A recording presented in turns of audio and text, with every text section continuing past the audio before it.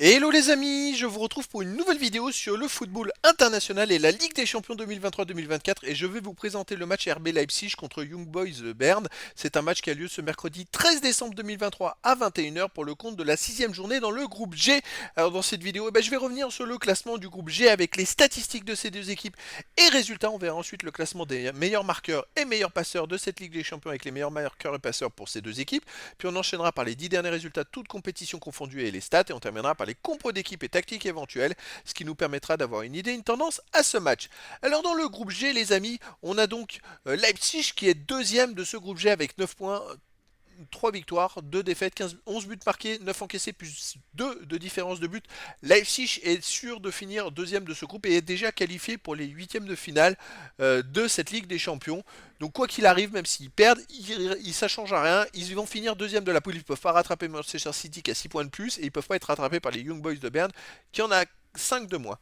De son côté, Berne, ils sont troisième de la poule avec 4 points.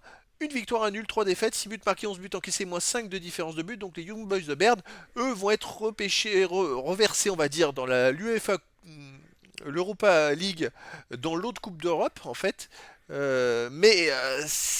C'est sujet en même temps aux résultats qu'ils vont faire à Leipzig. Alors on va aller voir Young Boys de Berne contre l'Étoile Rouge de Belgrade.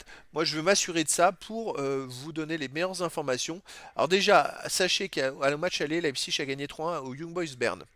Alors, Young Boys Bern contre Étoile Rouge de Belgrade, moi je pense que de toute façon, les Young Boys Bern, ils ont gagné 2-0, c'est réglé, voilà. Ils sont sûrs, les Young Boys Bern, de finir troisième.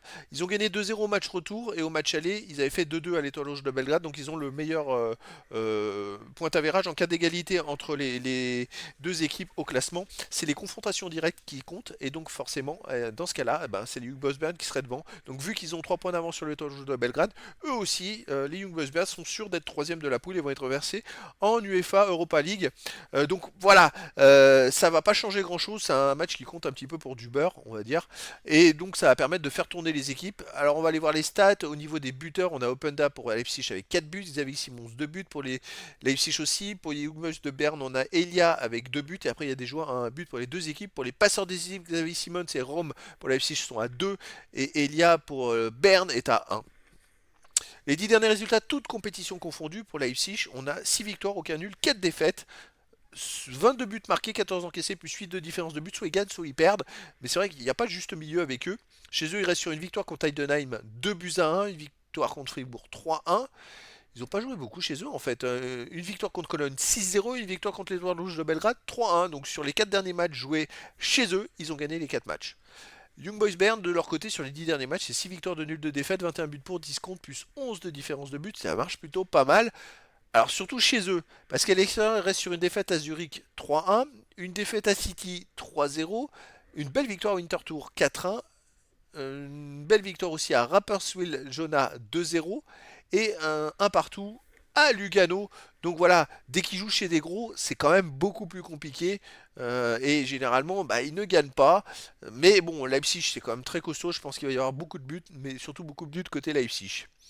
Au niveau des compos d'équipe et tactique pour Leipzig, ça serait du 4-4-2 avec gardien Blaswich, défense Heinrich, Klostermann, Simakan, Rome, milieu de terrain Baumgartner, Eidara, Schläger, Xavi Simons, attaquant Openda et Poulsen. Et pour les Young Boys Bern, ça serait du 4-3-1-2 et gardien Van Balmous. Défense Bloom, Camara, Benito, Garcia, milieu de terrain Malès, Nias, Montero, milieu offensif Ugrinic et attaquant Elia Ensem. Donc voilà les amis, le décor est planté entre ces deux équipes. Bon, il n'y a pas de suspense. Leipzig va finir deuxième de la poule et déjà qualifié pour la Ligue des Champions. Young Boys Bern va finir troisième de la poule et sera versé en Europa League. Donc, écoutez, les équipes, je pense qu'elles vont jouer pour le plaisir. Et écoutez, je vous donne rendez-vous ce mercredi 13 décembre 2023 à 21h pour le match de la sixième journée du groupe G dans la Ligue des Champions 2023-2024. Le RB Leipzig, qui est donc deuxième dans ce groupe G, reçoit les Young Boys Bern, le troisième. Voilà les amis, je vous dis à très bientôt pour une nouvelle vidéo.